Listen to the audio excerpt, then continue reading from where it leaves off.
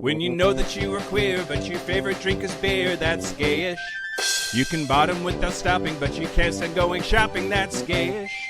Oh, gayish, you're probably gayish. Well, life's just too short for narrow stereotypes, so it's gayish. We're also gayish.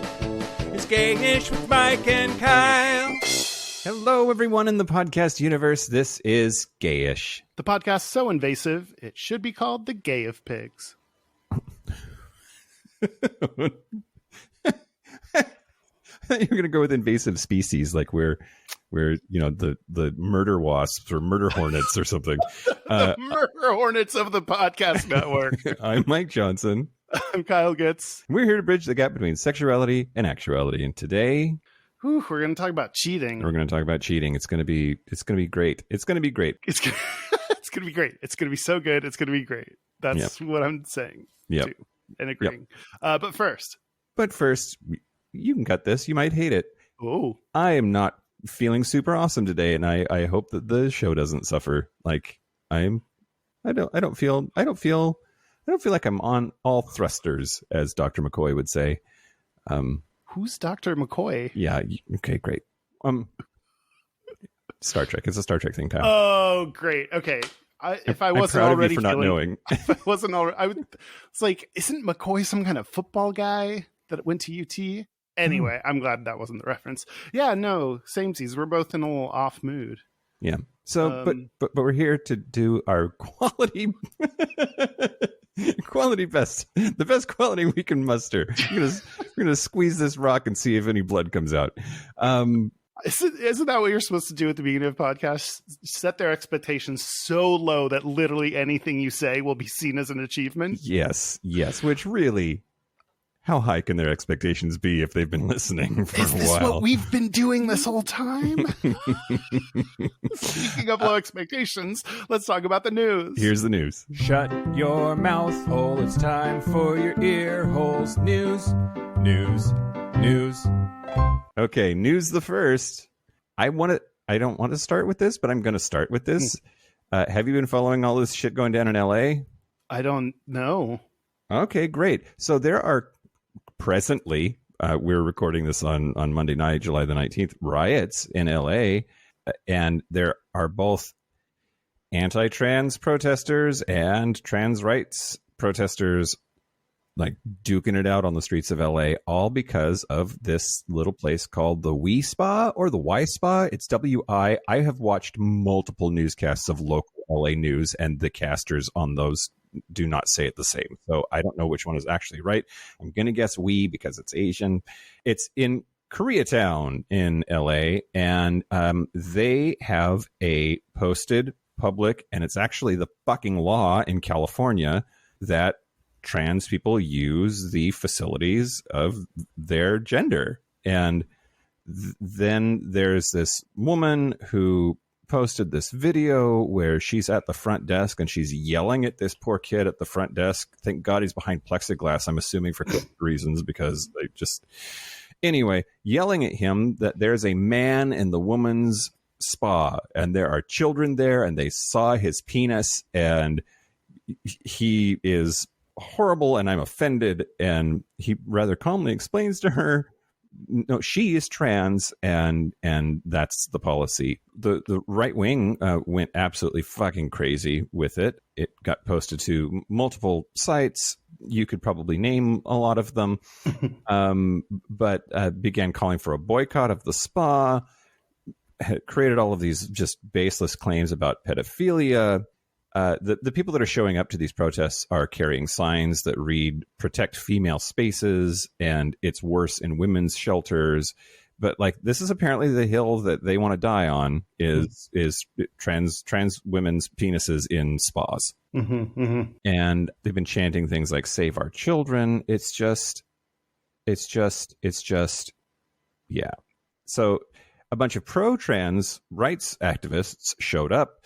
There was a clash. LAPD declared it an unlawful assembly and then made several dozen arrests for failure to disperse, which that's something that we've heard here in Seattle over Black Lives Matter protests. LAPD then chose to fire rubber bullets at trans rights demonstrators from a close distance. That's in violation of a recent judge's ruling that restricts the department's use of certain less lethal projectile launchers against protesters. There's lots and lots and lots of social media, tweets and twats and instas and stories and whatever the fuck all the shit is that kids do, because I'm old. You're so in the know. Yeah, I really am. I'll TikTok about you later.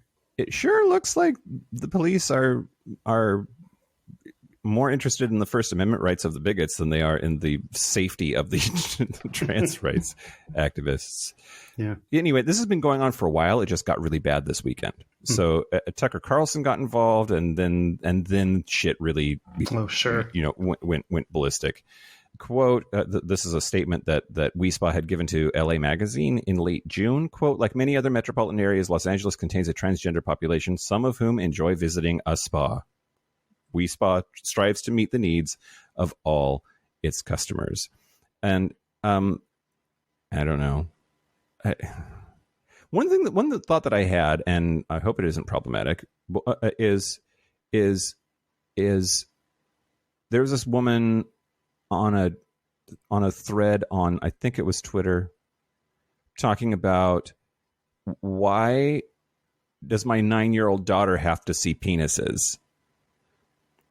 And my thought was, why is she in an adult space seeing adult genitals at all of any gender? Why is your 9-year-old in like a sea of vajayjay? Why is that okay? Yeah. I don't know what to do, Kyle. It really stresses me out. Yeah. What do we do? How do we fix it? We just fucking kill people, I think. And we'll start with Tucker Carlson. Anytime he shows up in a story, shit sucks. News the second. So in big professional sports news, Luke Prokop made history today, Monday, becoming the first player under contract to a National Hockey League team to come out as gay. He is he's under contract, so I guess that means he might not actually be on the team. This part is very confusing. Don't at me. But he has signed with the Nashville Predators and came out in a social media post. Quote, "Hi, everyone. While the past year and a half has been crazy, it has also given me the chance to find my true self. I am no longer scared to hide who I am. Today, I am proud to publicly tell everyone that I am gay. It has been quite the journey to get to this point in my life, but I could not be happier with my decision to come out. From a young age, I have dreamed of being an NHL player, and I believe that living my authentic life will allow me to bring my whole self to the rink and improve my chances of fulfilling my dreams." He goes on, and it's very inspirational. It's longer and more inspirational, but you get it. Yeah. And yeah. He was selected by the Predators in the third round of the 2020 NHL draft. He's played the past 4 seasons with Calgary in the Western Hockey League. He scored 6 points in 15 games in the 2020-2021 season. He's 19 years old, from Edmonton, Alberta, Canada. And yeah, yes. Just a gay man that was recruited to play with the Predators and has since scored. Like, it's not sounding great. I want to support all of this, but it's not adding up to. Is this The Onion? Are you looking at a real news site? Yeah. Okay. Yeah. Okay, just checking. And of course, the Predators. There's a whole team of them, Kyle. Believe me, I know. The Predators, I've dated them all. The Predators said, quote, "The Nashville Predators organization is proud of Luke for the courage he is displaying and coming out today, and we will support him unequivocally in the days, weeks, and years to come as he continues to develop as a prospect," President and CEO Sean Henry said. "A long-stated goal in our organization is equality for all, including the LGBTQ community, and it is important that Luke feels comfortable and part of an inclusive environment as he moves forward in his career." That sounds like we're going to cut him, doesn't it? That sounds like we have to be extremely optimistic about, like, they probably, I don't know. Maybe he's going to suck. Who knows how he's going to do, but we have to pretend to be very optimistic about this. Yep, absolutely. NHL, it seems like more and more is like getting gay up in there. Getting gay up in there, in that business. Yep. Starting with the Predators. Okay, next. Yeah. News, the next / last is MJ Rodriguez, who is one of the lead actresses in the drama series Pose has received an Emmy nomination, and making her the first trans woman in history to be recognized in a lead acting category. I have not seen Pose. You take it away, Kyle. And here we go. Pose. It's that's the one that like Billy Porter like has been all on about and wearing dresses about. I watched all the seasons like after they come out on whatever streaming thing, so I've not seen the most recent season for which she is nominated. First season Pose, I cried after every single episode. So like it's amazing. Mm-hmm. It's incredible. Good for her. Apparently they earned 11 Emmys in their first 2 seasons, but not a single member of the series' trans female cast had ever been recognized before this year. This year, for its final season, Pose got 9 nominations. In addition to MJ Rodriguez, the show snagged nods for Outstanding Drama Series and Outstanding Lead Actor in a Drama Series for Billy Porter. Gotta love him. Okay. And I think there was a also history making but less noted like trans writer that was nominated for an Emmy on Pose. Oh. It seems like it could be true, right? Yeah, I bought it. Okay, I think so. Hey Kyle. Hey Mike. Here's a secret. What's? Just confidently say things. They won't know. But nobody's going to check up on it. It's 10 inches. Well, you got my attention. Let's see. MJ Rodriguez, as far as what's next after Pose, apparently she is supposed to be starring opposite Maya Rudolph in a forthcoming still untitled comedy series for Apple TV. I love Maya Rudolph. I'd watch the shit out of that just on that alone. Yeah. So GLAAD has released an open letter to Emmy voters trying to get them to vote for her. Quote, this television season, Emmy voters have the opportunity to make history, an opportunity to celebrate an entire underrepresented community that hasn't been valued for their artistic vision, creativity, or contributions. From the beautifully crafted storylines to the remarkable cast performances, Pose broke new ground for transgender inclusion, both in front of and behind the camera, leaving behind a legacy that will change the future of trans representation on television. In its final season, TV Academy voters must acknowledge the importance of telling and recognizing diverse storytelling, which includes the performances of trans people of color who have been overlooked for far too long. I guess that's also a developing story. When they win, we can do another story about all of the Emmys they won. Is that another part of this? If you confidently say you're going to follow up on it, people will just believe it and we might never actually have to. Remember that time we said we were going to have Dykes on Bikes on the show and then totally didn't and nobody said anything? Do people even listen to this show, Kyle? Maybe this one...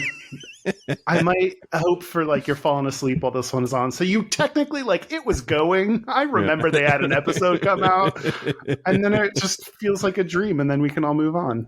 No, right. This is wonderful. Speaking of wonderful dreams. Yeah, that's the news. Great. And the following people are dreams. Does that mean good? Does that mean I made them up? You be the judge. Nightmares are dreams, Kyle. Although wet dreams are dreams. You know, here's a list of people giving us their money shot in their sleep. Each one of these is a dream, nightmare, or wet dream. And Mike, you'll try to guess which is which. No. Okay. Great. Thank you to Patreon members who support this stuff that we're doing. Wayne, Lynn, Nocturnal Emission, Kevin Roseal, probably. Roseal? Yeah, nightmare. Kevin Roseal. It is a nightmare. I pasted him twice. Or did he consume more paper because he's a nightmare? Colleen Sire? Oh, that sounds like a dream. And Harry B. Well, I mean, do I even need to say that one? Thank you to everyone who gave us money, and sorry for the person whose name I clearly pasted over it, and I'll get you on the next round if you want to support us. And why wouldn't you after this? Go to patreon.com/Gayish podcast. Yeah, great. You want to talk about cheating? I guess. Yeah, so what did you want to talk about? Well, I told you. So I think that this actually is going to be a pretty personal episode, and that's okay. But I feel like I have less of a like the history of cheating. I don't really have that, but I do want to talk about like what your impression of Mike is very good. Yeah, thank you. I loved it. Yes, no, go on. I do want to talk about just the general thing of what is cheating and what is infidelity, because I think I'm in a conundrum for myself about it, and just want to sort of own that. Well, so there's part of me that like thinks, okay, cheating is not something that you necessarily have to have all of the rules set out in black and white to cross a boundary and be a cheater. That there are a certain number of like default setting rules that unless you otherwise have hammered it out with your partner, if you cross those lines, it's cheating. Then there's part of me that goes through this exercise of saying, well, okay, if I think that polyamory is cool and open relationships are cool, and I do, and that is like a valid sexual expression, then what does that mean when it comes to like what people owe each other? Like, why is monogamy the default, and why is not banging other people sort of presumed unless you say we're monogamous and lock it down? I just the whole thing seems vague and uncertain enough, and we have so many like bullshit socially constructed defaults, a lot of which came from fucking rom-coms, that I part of me wants to think like, if it hasn't been explicitly stated this is a rule and is cheating, then it's not until it's been said out loud and agreed to by the two people involved.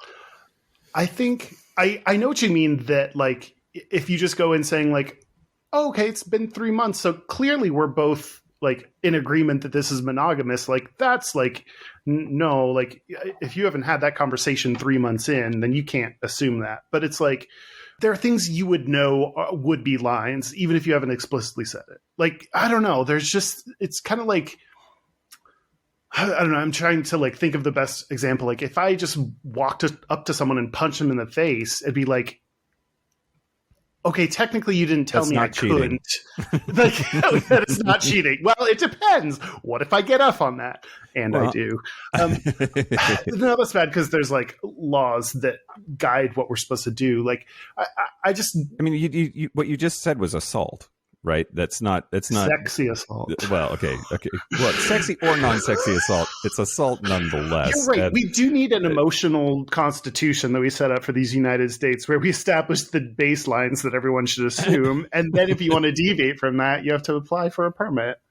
I think there's, you know, what you're doing is wrong, and you can pretend like, oh, we haven't defined it, and you do it anyway. It's like one of those things where like, if you're hiding it and if you're not going to be forthright about it intentionally, and you're, you know, all squeamish about it, like, you know, you did something wrong, and you're not hiding it for your own betterment. Like, so this is interesting. I found an article on fatherly.com, which is totally a website I knew existed before just Googling for this. And a bunch of people weigh in on what is cheating. And Jordan Madison, who is an LGMFT, don't know what that stands for, but it sounds sexy. She says Jordan is a non-gendered name. Yeah. Huh. Okay. They think a great rule of thumb for if it is cheating, quote, is it a secret? Would you share what you are doing with your partner, or are you keeping it from them? If you are keeping it from them, then odds are you know that they would not find what you are doing is acceptable, and therefore you shouldn't be dong it. And doing is the word, but this is a high quality website. You shouldn't be dong it, Kyle. But that's good advice. None of us should really be dong it if we feel like it's a secret. Let your dong out.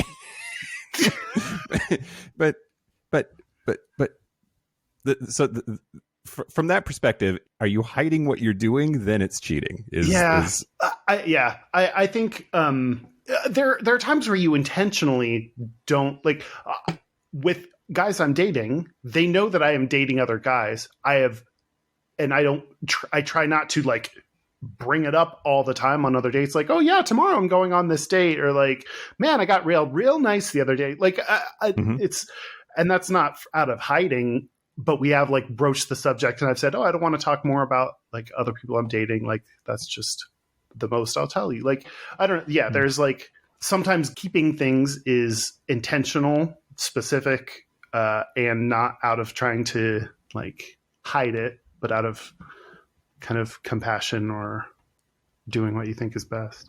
Yeah. Well, I have a whole series of. Did I just say I have a whole like 3 times? Because I do. A bunch of different questions that I kind of want to like suss out. But this same article starts out with, for as long as there have been relationships, there has been infidelity. And for as long as there have been infidelity, romantic partners have squabbled over what exactly counts as cheating. Is watching porn cheating? I say no, but lots of straight girls do, Kyle. No, the answer is no. But what about flirting with a coworker, even though you know nothing's going to come from it? If you're hot and flirting, then you're in the wrong. If you're medium to ugly and flirting, it's okay. Great. So, I didn't know you were asking easy questions on this episode, Mike. When does a close friendship cross the boundary into being considered emotional infidelity? How much of cheating is in the eye of the beholder? And if you happen to be in an open relationship, what does cheating look like? Sex. Looks like anal penetration. Well, no. If you're in an open relationship. Accidental anal penetration.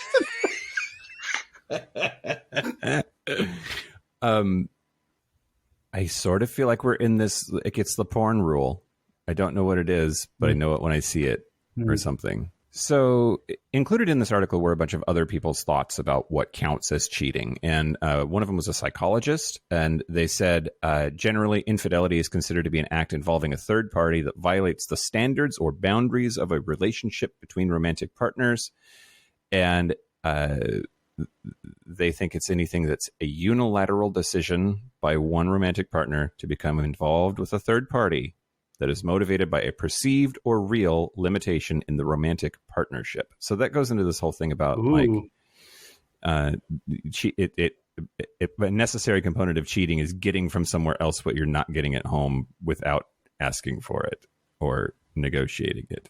And or it also sounded like there was some kind of, maybe not necessarily sex, but there's something missing from the relationship, and that's the rationale for the cheating, which I don't know that I agree that that has to be part of it. I think it can be like personal, issues, not by anything lacking in the relationship, but something lacking within yourself that could make you seek like other validation or not trust what you're in, or Yeah. But I do like some of those like ideas of like, it's a unilateral decision that has no foundation, any like nothing you can point back to explain why you think that would be okay. Which is why like those fights up front are like very helpful and should be viewed less as fights and more like exploring where the lines are. Like, but it sounds like what you're sort of talking about though is the opposite of where I thought you were. That's like where the boundaries are when you find them, which means you don't know where they are until you find them. I think if you go on a first date and start establishing rules, you're going to be either some rule-based individual is going to immediately fall in love with you, and that'll be all they needed. But most people, I feel like, would be like, "Yo, I don't even know if I like you."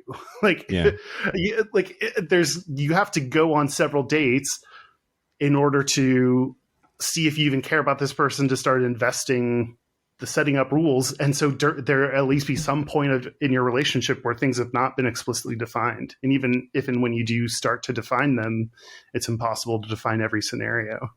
Yeah, all of this stuff that I've been reading today about cheating, not all of it, but most of it, the vast majority of it is centered on straight people. And well, there's a lot more of them, Kyle. We can't help that. I guess no. Well, we could, but the options are very drastic. There was this relationship advisor in the same article that says that most people assume infidelity is physical, but the truth is that all infidelity starts with emotion. If we're unhappy in our relationship, it's natural to be attracted to others who make us feel good. And I believe that. I don't think I believe. I think it can be triggered on emotion, but also sometimes sex feels good, and that's why I want it. Yep. And then one of the people that they asked was a polyamorist, which I didn't know was a word. just adding an ist on the end of something just makes it sound sinister or something. Oh, I thought it sounded like they got their degree in it or something. They got their masters. I'm a Once you polyamorous. you like add your 100th relationship to the polycule, you get your polyastery. Yeah. But so what counts as cheating according to a polyamorist? They said, what is this person's name? Zinnia says, I define fidelity as remaining faithful to the existing terms of the relationship. This seems to be in my like whole, you gotta lay it out there or it's not real until you do. And back to this quote, an infidelity is a cardinal sin or any violation of the relationship. Every relationship has or should have its own terms. For example, I'm not financially dependent on any of my partners, so I don't have terms that expect them to make career or financial choices with my input. If my partner quit his job or bought an expensive car, I wouldn't see that as impacting our relationship.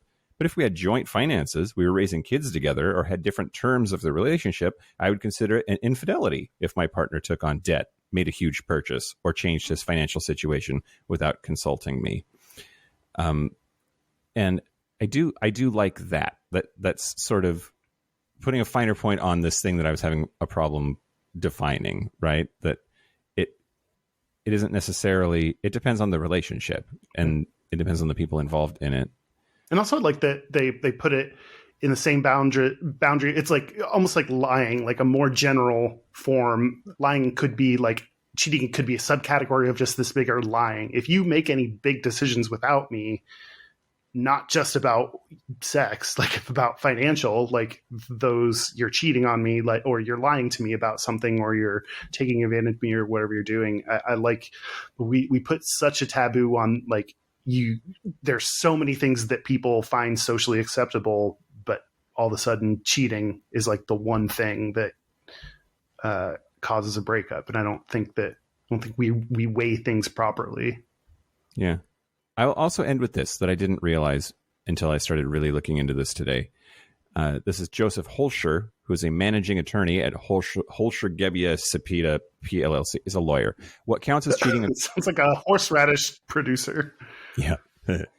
Apparently, there are fault divorce states and no fault divorce states. Washington State is a no fault divorce state. There's only like, you have to check one of these two boxes. Hey, Kyle, I've gotten divorced a couple of times. I know some shit. This is your time to shine. The only thing, I think it was the only option, is to say, I believe that the marriage is irreconcilably broken. And that's it. No, you don't, like, all it takes is for one of you to say this, I'm done, and it's over. But there are lots of states and jurisdictions around the world that take a very different view of divorce and have to have like legal definitions of things like cheating for determining who gets money and how much and under what circumstances, and does that weigh into what happens to the kids. And so it's really interesting. So he says, quote, 2 things count: any alienation of affection without the partner's consent, and spending money without the partner's consent. So if you're spending emotional time with someone, particularly at the expense of quality time with your partner, and your partner is upset about it, then you're probably cheating. Wow.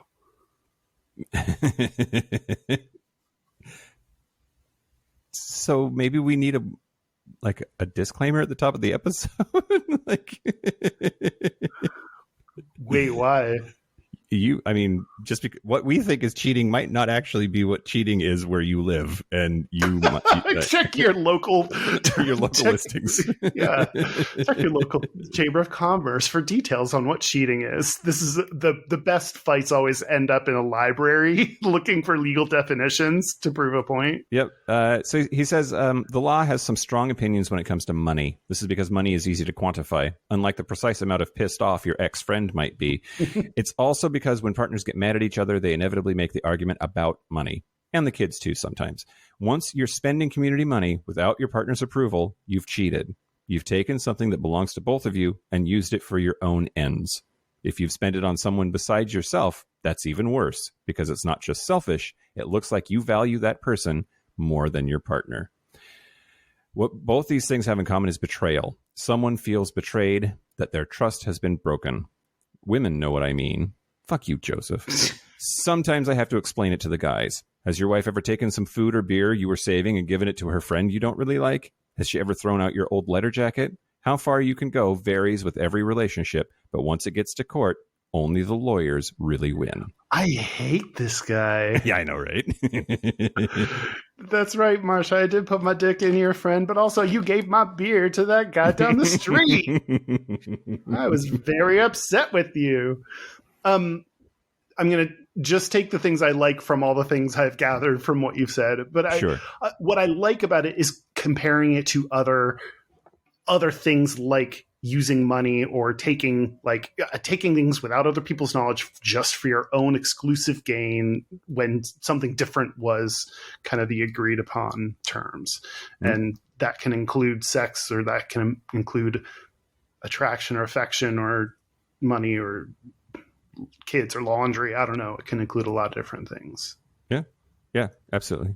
I also think I don't know if what you're thinking about, like in terms of like how you arrive at the terms, but I think it's important that it like there can be one kind of like sit down discussion, like let's like actually talk about the terms and enumerate them together and come up, like that's possible. But I also think there are so many things you learn about and discuss along the way that are important to include in the, like those count as some of the terms, even if you just say, if someone, they're so casual, it's almost like what counts as consent. Well, there's so many things that play into it. Like if you casually mention several times, like, oh, like I'm not dating anyone. Are you? No. Oh, okay. Like if you all of a sudden started dating someone and said, well, technically we never said we weren't going to date someone new. It's like, well, okay. Mm-hmm. But the informal terms we kind of laid down where neither of us were dating other people. Like, there's some of those things you learn along the way that become part of the terms that,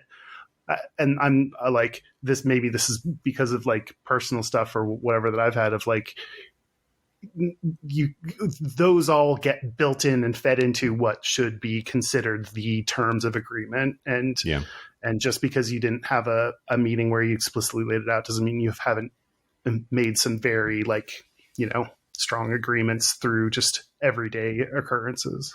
Yeah. And that idea of like, okay, now it's time for us to sit down and hash this out. When do you do that? Right. Yeah. Like what's the catalyst for that? Is it you DTR and now we're boyfriends and now we got to lock down the rules? Or, I mean, hopefully you've hashed some stuff out before that. Right. But this is where I just think it happens far more organically. Organically, and happens over time. And there are pieces that you start negotiating, like, early on, negotiate like what you can leave behind at someone's place. Like, what are the rules? And then that changes. So it's always growing and changing. So there's never, like, you probably have bigger moments in life in a relationship where you define more things, but there's so much. I guess I'm really pushing for like thinking of all the little cues and signs you give along the way in a relationship that establish and work through what the rules are. Yeah. I have some gay kind of data. Let's do some data. Well, okay.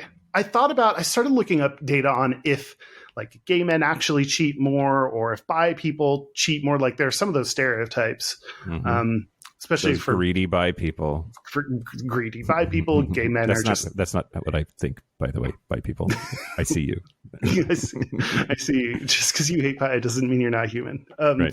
I don't know. I couldn't find, unless I really decided to take the time to like read every single study. It just seems like so difficult to come up with comparisons that are fair, find studies that are like, I read someone reviewing other studies and like they didn't ask people about whether it was a consensual or non-consensual non-monogamy. So like, is this cheating, or is this within the, like, you're hooking up with someone and that's within the bounds of your rules? Or when they compared gay people to straight people, they looked at straight people that were married, but for gay people, they didn't necessarily have to have they just like were a couple. They didn't necessarily have to have any kind of like long-term commitment planned, or like, I don't know. It's just, anyway, without like doing a giant research kind of day on this, I decided it would be more hurtful than not to even mention any kind of numbers on how often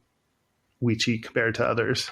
Okay. But what I do want to tell you is from FS Magazine, which seems to be like kind of like a gay sex magazine. I don't know. It's British, so you know it's classy. Foreskin. Queen loves it. Is that what the FS stands for? Yes.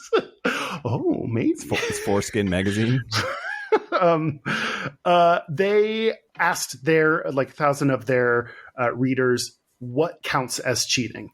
And so this, I thought was more useful. Like, ask any group of 1,000 men, what they consider cheating. And that's an interesting thing, like, just to see how they rate it. So this is, gay, sexually inclined men, I guess. Highest one, 79% said anal sex was cheating. What? Okay. With somebody who's not your person. Nope. Any anal sex is cheating on God, Mike. Okay, great. Your hole is God's hole. That's why I say his name so much. Yeah. Okay. Yeah. With another person. 76%. So just below that was blowjob. 74%, a hand job.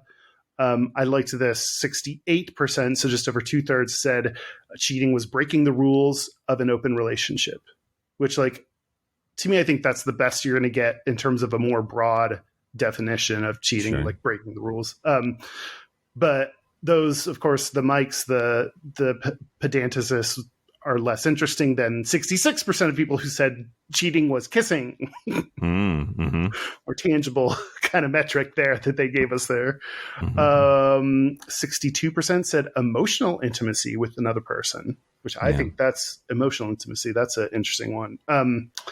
55% said using hookup apps. Yeah, sure. Would you consider, if you caught someone on a hookup app, would you consider that cheating? Well, not the question you asked, but I definitely looked at apps when married to Trevor and hid that from him. So going back to the do you hide it? Yeah, I did. So was it cheating? I don't think so. Yeah, I agree. Well, but this is where cheating is under a subcategory of bigger things called lying. So there's some lying there about sexual issues. So yeah, is it sex? I guess it is. I don't know. There's a rationalization that goes on that I'm not proud of. And I'm not trying to say that it is cheating. But I think that the word cheating is so scary to us that the fight to label it as not cheating is then if you can label it as not cheating, then it's oh, whew, that's such a big relief. Not trying to make you feel any bad or better about it at all. It's just, I think just the name cheating is so loaded. Sure. Yeah. When it's done right. Yeah, I agree with you. I definitely agree with you. I mean, I think in that instance, I rationalized it as, sure, I'm looking for attention, but that's all the further that it's going to go. I'm not actually going to meet up with any of these people or let it interfere. Yeah. And then I kind of agree then too with some of these people that were saying that it's about it's emotional, that it's not merely the physical that needs to be considered, because there were clearly things that were wrong with my relationship that I was on there as both distraction from my problems and our problems, but also seeking validation and attention from somewhere I thought that maybe I could get it. And that's kind of that's bad. That's some foundational, there's issues in the relationship territory. Wow, I have so many feelings about so many things you said. I don't think seeking attention and validation from people is inherently bad. And I think for apps, back to apps, being on an app, to me is something that's if we haven't explicitly talked about it, is it what are you using it as? Are you using it similar to porn where it's fun to talk and jerk off or look at people and you don't do anything? I have in the past found out that boyfriends of mine were on on apps, and at first I was angry, but then I was if we agree that we're on apps and that's fine, like I'm totally cool with that. And in fact, maybe it'd be fun for us to sit down together on them and like look through them. Or if you want to do it on your own, fine. Like, and you're not like cheating or violating any rules, that's fine. I like that. To me is an open discussion and not one I'm completely like, oh, it's automatically you're cheating on me. Mm-hmm, mm-hmm. But it also, I think it's one like, it is one that affects you more than, I compared it to porn. It affects you more than porn because other people are seeing, like if someone says like, I saw your boyfriend on Scruff the other night. What's going on? Like it's something that could like get back to you or affect you. And so, well, and whoever you're talking to is a person that has, unfortunately, yeah. But I don't think being on there, if you both agree to it, even if you want to do it on your own, going there for sometimes you want some emotional or physical validation through people's words or getting checked out. Like, I don't think that's inherently bad. Yeah, me neither. Maybe that's why I'm divorced.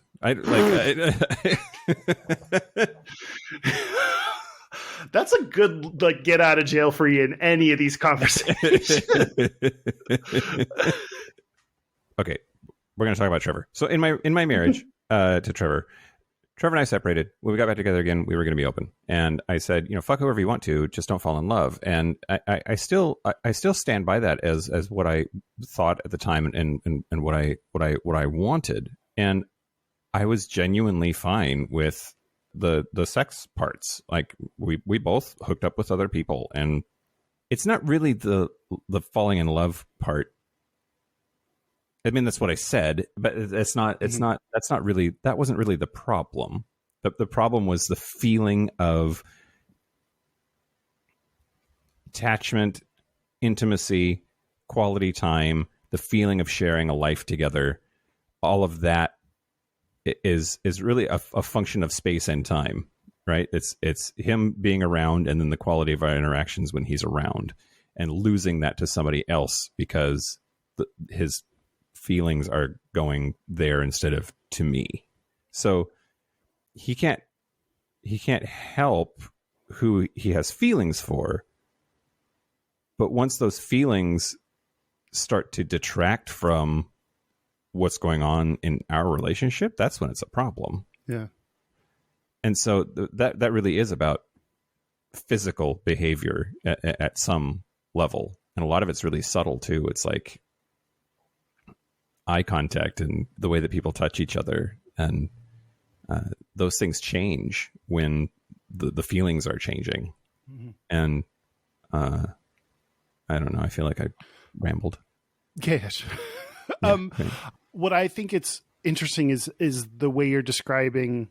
It almost feels like the love someone has to give is like a zero sum game, and if he moves it to someone else, it is being taken away from you. Like, I wonder was it about falling in love with someone else? Was it about you not feeling loved? And could he, if he had continued, or if someone can continue to make you feel like you're important and valuable and worthwhile and loved, then would being in love with someone else still be a problem for you? I don't think so. I think that's something that I've arrived at that took a while, that maybe I wasn't in a place to know that about myself or articulate it to Trevor. Mm-hmm. I think I would be okay with that. And it was this really hard to quantify thing. I did feel like it was taking away from, but I think it actually was. Like, right. Yeah. Oh, yeah. I think both. You probably felt like it because it was, but also then is it like, so then what I'm thinking is like, if he had been, instead of another person, if he had all of a sudden redirected all that time into studying, or if he had redirected all that time into something else that was still taking away from you, would they still be two equal sized issues? Would they be different? Would they be similar? Or, I don't know how different. It's a lot harder to be jealous of a textbook, Kyle. I have tried. I mean, okay, I'm going to talk about me. Yeah, do it. The only thing but like, I actually think this might, in far lower stakes, be comparable to what you're talking about. So I was thinking of like cheating, my experience with being cheated on and cheating on people. And one of them that I just came to me his early 20s when I was in Seattle. I was going on a few dates with someone. I liked him, and we sat down to watch in a movie theater, because people did that in those days. They're crazy times. And we like sat down to a movie and we were talking, and somehow it came up that he made out with one of his female coworkers, and I was really angry, and he was like, "What's the deal?" And looking back on that, I feel weird because I was angry and then stayed through the whole movie, and then at the end just got up and left. And that's a very weird move. Not about like whether I'm allowed to be angry or not, but like to be angry but be like, "But you can't leave the movie theater." It's I don't know. That was like a very weird move on my part. Because you'd be disrupting other people, or because the conspicuousness of like, oh, she looks pissed. I don't know. Or like I was kind of debating it in my head of if I cared. Like, I don't know. But what reminded me of that is you saying like, oh, like maybe falling in love with someone actually is not the line. I just didn't know enough to know at the time what the boundary was and how to say that. And obviously mine is on a very much smaller degree. At the time, I didn't know how I would feel about, or clearly I was angry without being sure why, that my boyfriend would make out with someone of the opposite gender. Now I would not care at all. Mm-hmm. And I think that's partly like I'm unsure about this, or I'm insecure about it. And so I'm going to set a more specific, tighter rule or I know it makes me mad and I don't know why yet. And it might be because it actually is wrong. It might be just because I don't like it, or there might be something about me that makes that like something that I react like. It's not inherently good or bad. It's just I have feelings coming up about it for some reason. So I'm going to set that boundary. That makes me think like a lot of boundaries come out of that place rather than the experience and knowledge of like, this is where it should be for me and what feels right. Did that make any sense? Yeah, absolutely. Great. Good. That's good. Well, one of the things that I put on here that I wanted to talk about is your opinions on the phrase "once a cheater, always a cheater." Ooh, I disagree. You disagree. Yeah. You think that there are redeemable cheaters. Well, I would disagree to like, this is like the difference between a homophobic comment and a homophobe. If you say one homophobic thing, that doesn't make you a homophobe. If you keep doing it repeatedly and have rejected all ability to grow or change, then you're a homophobe. Like, to me, it's the same thing. Like doing it once and then being labeled a cheater. Like that's like far too oversimplified and not even simplified, because I think that's like a mislabeling of. Yeah. So it's interesting. I know studies are your thing, and I'm sorry, but there's a Psychology Today article that I found from 2020, Dr. Alexandra H. Solomon. And she says, quote, "We have heard the adage, once a cheater, always a cheater, but how true is it? And researchers have found evidence that people who report cheating in a previous relationship are more likely to cheat in a subsequent relationship. So dating someone with a history of cheating is certainly a cause for concern. However," she continues, "however, I firmly believe that none of us can be defined by our worst behaviors. What marks the difference between someone who continues cheating and someone who uses their painful behavior as a catalyst for growth and healing? Willingness to practice relational self-awareness, which is the ongoing practice of understanding who you are in the context of your intimate partnerships."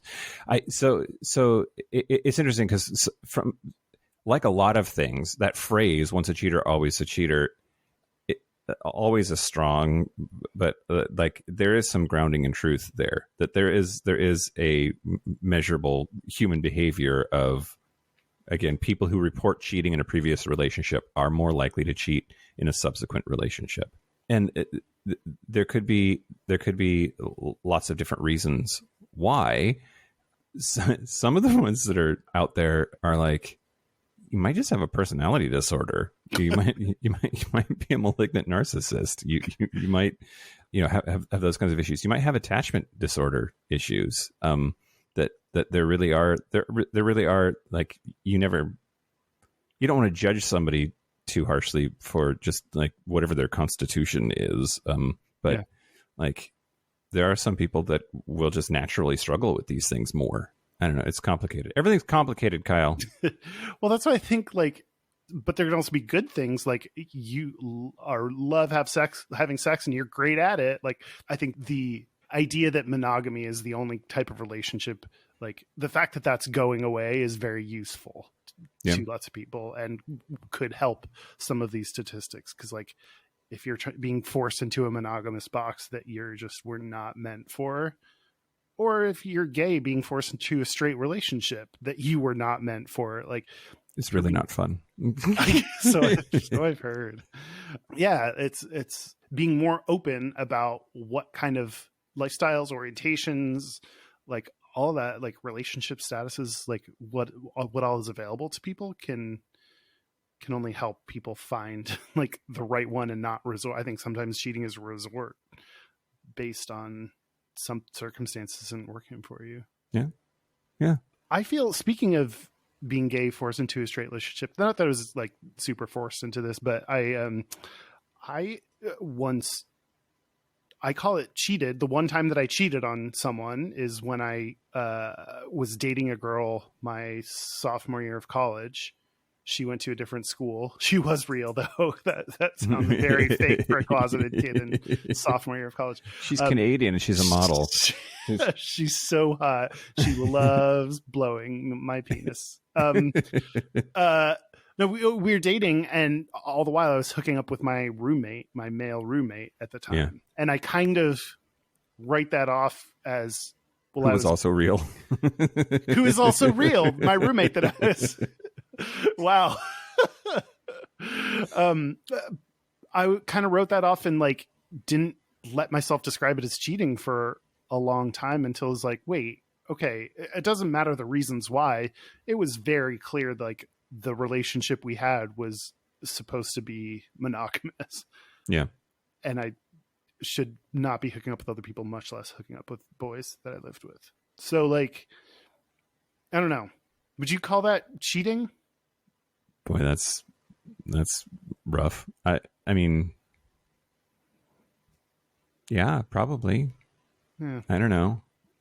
I struggle very similarly with, like, I like to joke, but it's also not really a joke because it's the truth that, like, with my ex-wife, that she cheated on me with a dude from work. So I cheated on her with a dude from work. But that whole saga of, like, actually, having a physical relationship with a guy well before I'd come out to her or left her, was that cheating? Yes, it was. And I feel like, I mean, I'm projecting, but I feel like your situation is just sort of the proto version of the same thing that I went through. Yeah. I don't know. It's hard to find the boundary between, obviously gay people are forced into straight relationships. There's so much done to us societally that explains why we might date or marry a woman and still have the gay urges that we have, and then, like, have that come out in a shitty way by cheating. But also, like, to what degree do you get to write off your own mistakes or cheating because of what society did to you? Like, and that's something I don't know how to. Yeah. Like, I get if you're gay, stuck in a straight relationship and you want gay sex because you're gay, dude, like, that you might cheat, but also you still do have this family, and, like, moving away or leaving your family that you like, that's shitty. Like, that's no matter how many, like, no matter what you explain to me about how society forced you into that life, still sucks if you leave your kids, like. Yeah. Thank fucking Jesus we didn't have kids, Kyle. God, can you imagine? I can, and it would be horrible. It would be horrible. It would be so bad. I also have had 2 past relationships where there were varying levels of cheating. One that was, like, outright, like, hooked up with another dude. Yeah. And then another, and was outside of the bounds of, like, what we discussed. Another where a guy, like, didn't actually hook up with anyone, and I believe him, but I found messages he had sent to, like, sexual messages he had sent to other guys, and that was enough for me that was different than just being on an app, or it was like, you know, looking through text messages of things he had sent.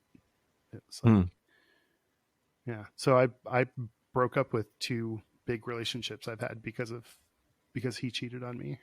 Yep. Did you see that coming? Like, do you have enough distance to? I didn't see him coming. That's the problem. Do you seek out broken people because you're broken, Kyle? Is that why we're friends?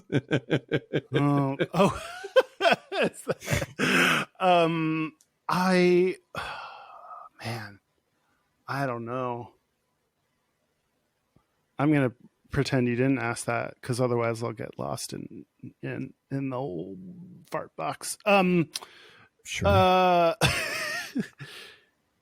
I think that for one of the relationships, it already was kind of not going great, and that just kind of solidified kind of where it was already going. It just kind of put it on a fast path.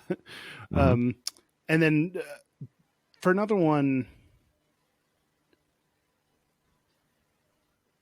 at the time, my boyfriend cheated on me, and then I decided to stay with him. Mm-hmm. I don't know. I cared a lot about him and thought that he was the one I was supposed to be with. So I thought that, I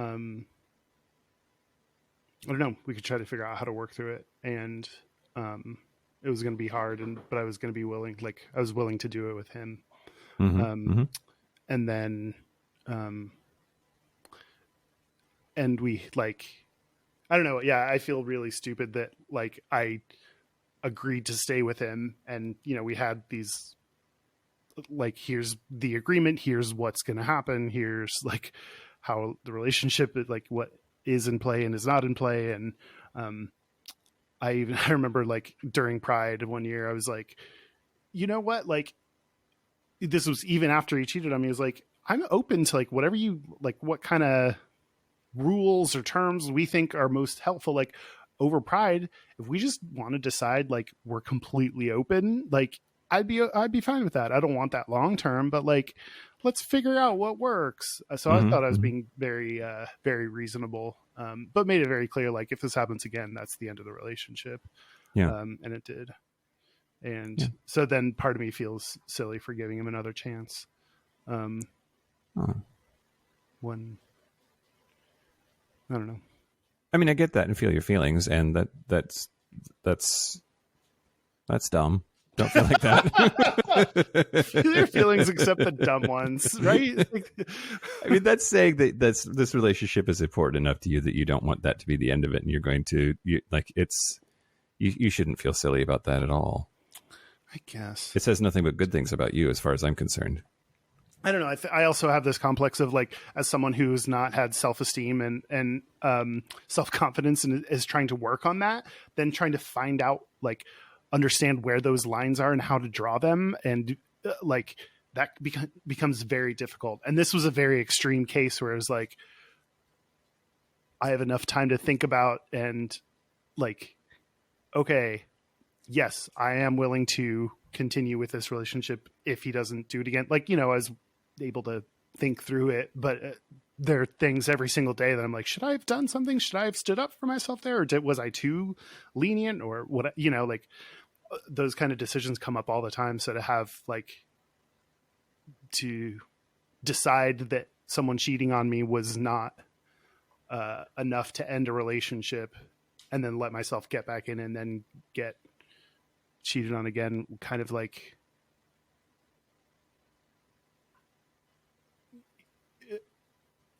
I think I could interpret that as, like, well, you're not standing up for yourself. Sure. You're just letting people treat you however they want to. Especially because that's my, well, yeah. I guess you took a chance, and it didn't work out. I don't. I also think Reynolds is chewing on his bone. He's cheating on you. I was going to say that, but then that sounded very gross, and I didn't. I also realized that, like, I don't know, I need to get past the, like, initial, like, I'm in love with you and everything's perfect kind of phase before deciding who is the right person long term. Sure. Yeah. Love makes you stupid for like 6 months to a year. Well, it just also seems like everything's perfect and will always be that way. Yeah. And I am also someone who I am someone who always like puts a cap on their feelings or like holds back. So I finally like really just like went all in with someone and was willing to, and that didn't work. So like some of these things that I was trying for myself to like grow and expand beyond, like for personal growth and to try to help make, you know, my relationship better, kind of felt like they backfired on me. Yeah. Yeah. I'm sure it feels that way. I'm sure it does. I know it does. The part of your brain that is like on the lookout and is trying to help you and stop you from experiencing painful things could totally latch onto that and say that backfired. Never do that again. Yeah. I disagree. Yeah. It's also weird thinking, like, I don't know specifically who, but it's like weird, like in Seattle, like just any guy I meet or run into, like, could have been the one he cheated with me on. Yeah, that's true. Would it make you feel better to know? Yes. Why did you find out? I asked, and he said he didn't want to tell me. Oh, okay. Should I ask him now? Is that a weird thing to text your ex? Yes. You say sad things about yourself now. Okay, great. Sure. I have on my list, is it better to tell or not? I have also cheated. I don't want to go into it too deeply. I don't just mean on my ex-wife, which I put on a different level. And I forget where I got the idea, but it was, I think, from a movie or something. Just this idea that, like, if you don't get caught, don't fucking say anything, because that's actually selfish. That's not about your partner. That's about you. And why would you do that to them? Because it's just going to be painful and horrible. Like, do some introspection, figure out why you cheated, make some changes, you know, work on yourself. But unless it's absolutely necessary, don't tell your person. And I didn't, and I haven't. And that's an even weirder thing to text him, probably. Hey, by the way. Wait, so he doesn't know?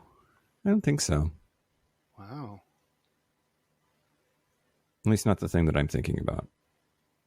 Are there multiple things you could be referring to? So there are things that are like maybe in that gray area of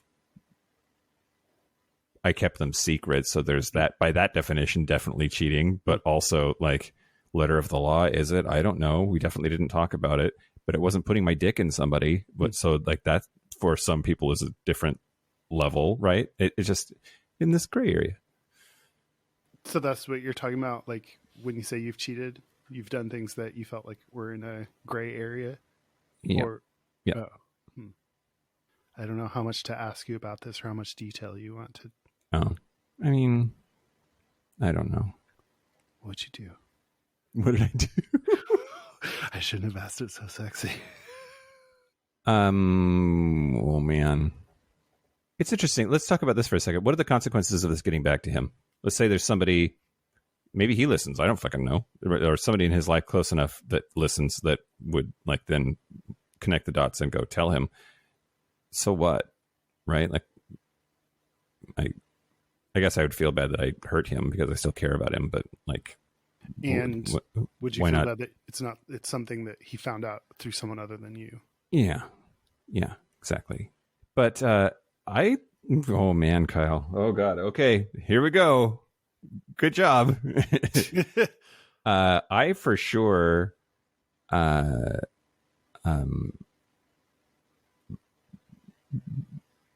blacked out, wasted in Las Vegas on a trip when I was by myself, and woke up in a dude's bed. And I don't actually know what we did, but I had all my clothes on, so I'm pretty sure we didn't bang, but maybe did. But also, I think I got roofied because I can drink, but I didn't have that much to drink and don't remember a lot of that evening. And I don't know. I carried a lot of guilt and shame about that whole thing for a really long time, and definitely did not mention it. It was also pretty early on in our relationship. That was a roller coaster ride. Okay, wait. Do you remember how many drinks you had? It couldn't have been more than like 5. Which I just saw you pound 5 drinks before we started. And you look fine. No, that's a lie. But and did you like smoke weed or anything else? I'm just trying to understand like what degree of assuredness that you like, or how much you think you were roofied. Yeah, no, I don't know. I don't know why I'm so reluctant to say it. I think I feel like I did something shameful. Yeah. That part. Okay, so I was hanging out with a dude. Okay, I was hitting on a dude at a gay bar. Mm-hmm. Like all of that stuff. I think my shame is justifiable because we're talking about cheating and that's what this is about.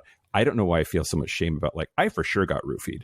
I don't know why I'm tiptoeing around that. There's absolutely no way. I know my body. I know the way that I react to alcohol. Something else was going on for me that night, and all signs point to roofies. Wow. And maybe some of the shame around that is not necessarily that like he did that to me as much as it is like I put myself in a position for that to happen. Like maybe part of me thinks I deserved to be roofied because there I was hitting on a cute boy at a gay bar. Wow. And like I said, I'm also pretty sure we didn't do anything. But we did. Wait, what? I just mean like the whole thing is bad enough whether we actually fucked or not. I think. I don't like. I mean, whether going to a bar, flirting with someone, like, I think those are negotiable, and like, I don't think that's inherently cheating on someone.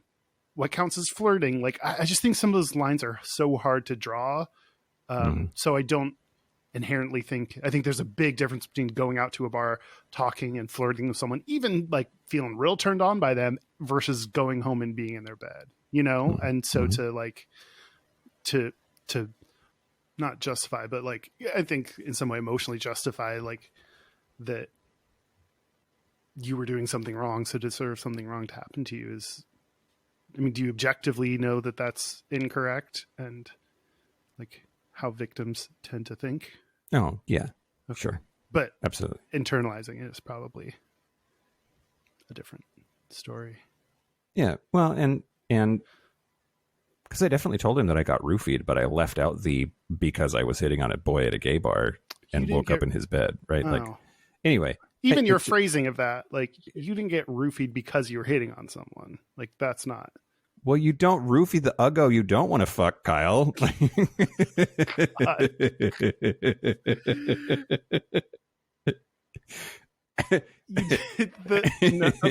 No. You didn't get roofied because you were flirting with someone. Someone is an asshole and a shitty person and took advantage of you. Yeah, that's true. And you're very beautiful and roofiable. Thank you. Thank you. I appreciate that.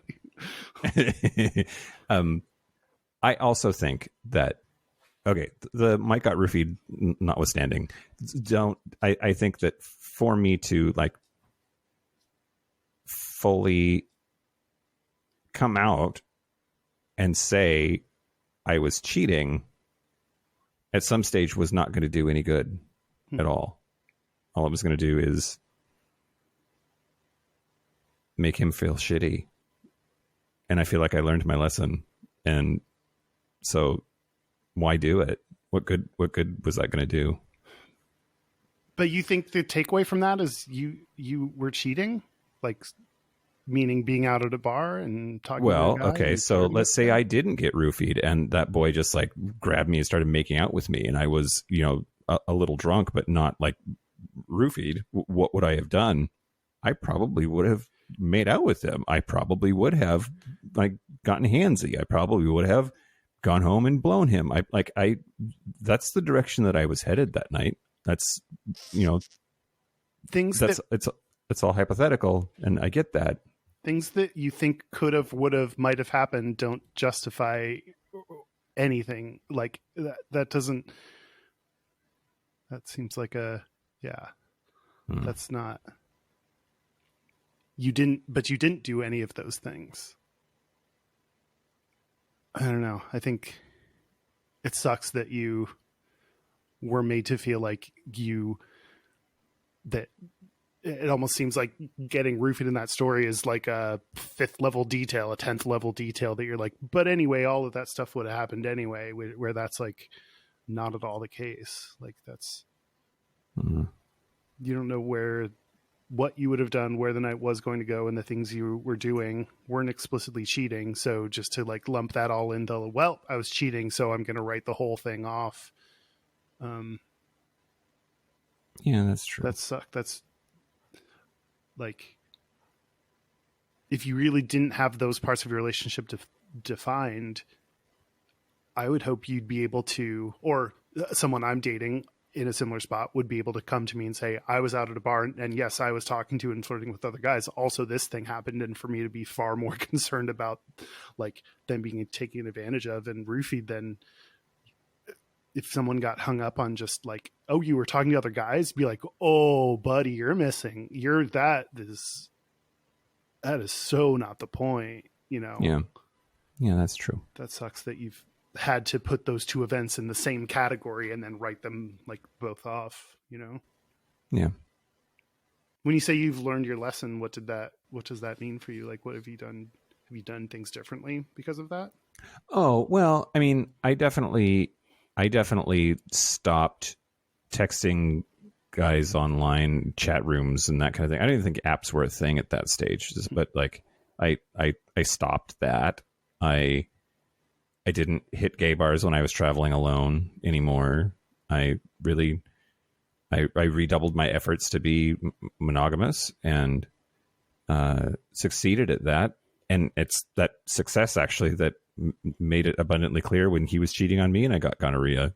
Like, yeah. Whether that should have been the takeaway or not, I blamed myself for what happened to me, and it scared me. And I then, I got scared gay. I don't know. Anyway, did we do it? No. You have more to say? I don't think so. I don't think I want to say anymore, but I also don't know that we didn't. I don't know. Yeah, I think that is a good discussion for now. All right. Well, I'm gonna go be on Minority Report later. You're gonna cheat on me? Yeah. If you don't want to cheat on us, go take a listen to another podcast while we take a break. Yeah, let's take a break. Let's take a break. This is the part where Mike and Kyle take a break. You ready for this? Okay, I'm ready. You got it? Yeah. So are we back? We're back. We're back. We're going to do our Gayest and Straightest. We're going to do our Gayest and Straightest, but first, we're not doing our context stuff so that you fuckers can focus. Pay attention. Whoa. Right now, go to podcastawards.com and click the blue button and vote for Gayish. You can vote for some other fuckers too if you want to, but you got to vote for us. And if you don't, I will know and I will come to your house and rail you. Nope. I shouldn't have said that. That's the reward. Also, this Sunday, just a couple of days from now that you are hearing this, the Pride 48 live stream is happening. That is going to be Sunday, July the 25th. Our time slot is 3 p.m. Pacific. Go to pride48.com and click on listen to the stream. There's also a Discord server where there'll be a chat, both on the Gayish Discord server and on the Pride 48 Discord server. So join in on the fun. There are lots and lots of cool queer podcasts that are happening. And I think we're doing our most sexually explicit topic ever. I think we are too. I would be very hard pressed to find one that's more. Yeah. So check it out. Also, Saturday night, late, I don't know when exactly, but I'm going to be reading erotic fiction with Donna Sugars. Oh, wow. You buried the her show. lead. You buried the lead vocals. Last but not least, our quarterly Zoom call for Patreon is this coming up Wednesday, August the 4th, 2021 at 6 p.m. Pacific. Look in the Patreon app for the Zoom link. Join us at every level of Patreon. Even if you're only giving us a couple of pesos, you'll still get to come and hang out with us for an evening. It's a lot of fun. I really enjoy those calls. Yeah. And it's not just the Patreon app. It's any Patreon site. Our posts on any Patreon site. Yeah. Just you have to get the login information through Patreon. Yep. Yeah. Okay, great. So that's it. Cool. Gayest and Straightest? Yeah. Great. Why don't you go? The gayest thing about me this week is Todd recalls Rain and Fellas. I made you listen to it a couple of times over the weekend. It is gay. I am gay. The gay courses through me. It is very gay. It's the fact that it's taken on Raining Men, like it's just kind of every gay thing you can think of. Yep. The straightest thing about me this week was the drive home from the cabin from the retreat this weekend and doing the 2-finger Jeep salute to all the Jeeps on the way home. You did it to so many. Yeah, right? I fingered so many Jeeps. You fingered so many on the way home. Real quick, too. Yep. One after another. How about you, Kyle? I figured no one. My Gayest and Straightest are both related to the food that you and I went on a retreat this past weekend with our friends. That sounds way more formal, but a hangout with our friends. And I brought alcohol and I brought some of the snacks for people. And my snacks that I bought are the Straightest, and the drinks that I brought are the Gayest. The snacks were like chips and popcorn and like so many crackers carbs and it was just like the all the fattiest Oreos and just like shit that gays wouldn't touch with a 10-foot mouth. And the drinks I got were like rosé and mimosas and Truly. Like the berry flavored Truly.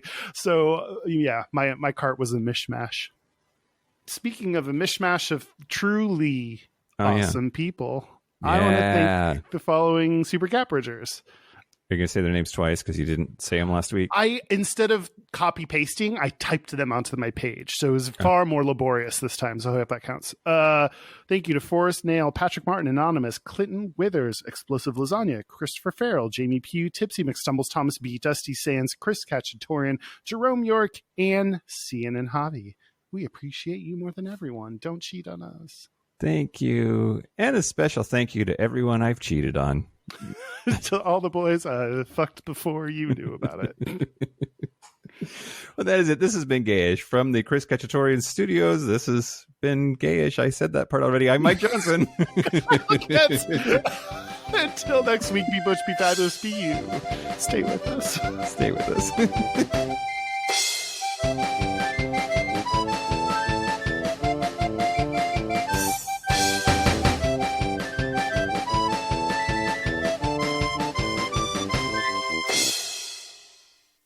So we separated, and then when we got back together again, part of the negotiation was that we were going to be open. And I said, bang whoever you want to, just don't fall in love. Yeah. And I really have to poop, and it's sure. And it's not. I was waiting for a break, and sure. When we started to get personal, okay, I'm trying to figure out how to mute this because that's important to me. Sure.